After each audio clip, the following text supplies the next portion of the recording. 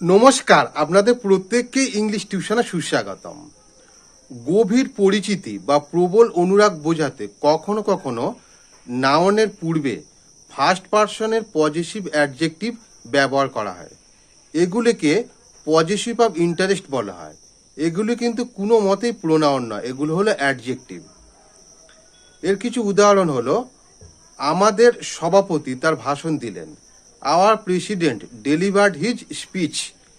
এই বাক্যটিতে প্রেসিডেন্টটা হলো একটা পার্টস অফ স্পিচগতভাবে নাউন এবং তার পূর্বে আওয়ার এই শব্দটা ব্যবহার করা হয়েছে। আওয়ার শব্দটা হলো ফার্স্ট পারসনের পজেসিভ ফর্ম এবং এটা কিন্তু এখানে প্রোনাউন হিসেবে ব্যবহার করা হয়নি, এটা এখানে অ্যাডজেক্টিভ হিসেবে ব্যবহার করা হয়েছে এবং এগুলিকে পজেসিভ অফ ইন্টারেস্ট বলা হয়। আর একটা উদাহরণ হলো, আমাদের দেশ ভারতবর্ষ খুবই শক্তিশালী।